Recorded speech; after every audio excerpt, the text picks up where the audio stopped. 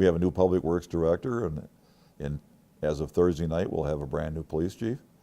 So they're all terrific people, and it's a new start to a new area. We didn't have a public works director for 3 years, and it's really important that with that many people and the kind of millions of dollars worth of equipment we have, that somebody's over there.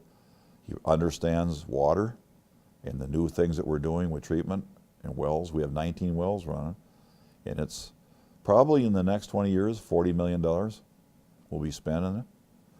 So it's a 20-year investment, so it isn't anything that you're just going to pay for right up front.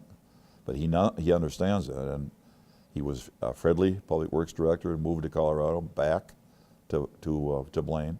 They wanted to move back to this area, and so and he's good. And the new police chief has got long 21 years, and from the Anoka County that was the chief in Andover. His name is Brian Podani, and he's I think 21 years in law enforcement, and he lives here. This is the first chief. This is my fourth chief that I work with. He lives in Blaine. He lives in the lakes. So we'll see how that is. It might not be an advantage for him, but it's kind of nice because he's going to see things as he goes that he can correct. Our staff, our police department, our captains and our lieutenants are picking up right away, and they're going to work together all the way through. They've all given their word.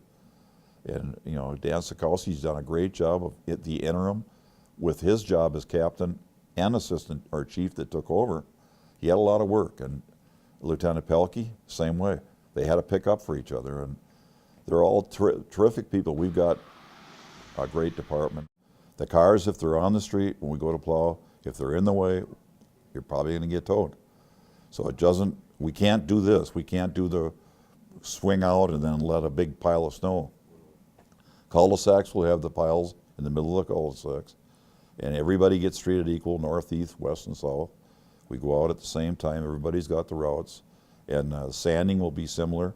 There are a few things that we've changed, but we don't use salt or sand as much as we did. If we have to, we can do it, but mostly it's liquid and the salt pellets. Well, the biggest thing probably right now is that we've finalized our budget as far as setting a levy in November, and then we have to approve it coming up. And that's, there's been a lot of changes. We have probably a water increase and a sewer increase that's coming, but the water increase is only 10 cents per 1,000. So the sewer is about, I think it's $3 per quarter. So they're not big. The budget is in the 30 million bracket, and it's not a lot. Everybody is pretty much collecting food. The police department does it. We do it here at City Hall. What I do normally is that I'm the head of the president of the Yellow Ribbon Group for veterans, and we're doing everything we can to get people. We just got a new mattress for a veteran that's in one of the senior buildings here. His mattress was completely shot, and we went to Slumberland. They gave us the best deal that they can give us through their company. Took it over to him, set him up. I don't know how he got out of bed. He rolled out of his bed every day. There was a hole in it. He was a military man. He's in his 70s, but we don't care. We've taken beds all the way to Pine City. We've helped people in Coon Rapids, and we're not a great big corporation. We use gambling funds, 10% of the net, to do that, and so we don't affect a whole bunch of people, but the ones we do it right. And so we can't do roofs and rebuild houses, but we do Christmas, and we do a lot of, especially beds. We have hospital beds that we move to people that need them.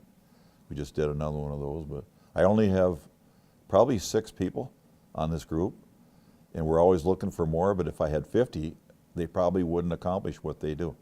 They're awesome. And we got a couple new members. One of them is more or less into the finance part of it, as far as low interest loans for veterans, and he's going to be a part of us. But they're really good, and they're there. They're there every meeting, and that's the key. If you have 50 that don't show up, then it doesn't work. We love it. I'm getting calls from all over. I think it's supported by the state big time, the population here, but it's easy. It's not in your backyard. So that's the part we have to get through, to get people to understand it can't always be in an industrial park or in some vacant farming land someplace. It doesn't work that way. It has to be closer. So It'll power the whole sanctuary development, plus the one across the street, plus part of the lakes. There's a lot of homes that will get powered. So I've seen the presentation twice, and I know they've added things into it as far as fencing to make it look more attractive. It's I think it's a 250 or 300 foot setback, which you can legally put solar panels in your yard close to your setbacks. So I'd rather see them here than in every house, because it makes sense to me. And I like my age group never paid much attention to it, and I think we're starting to wake up.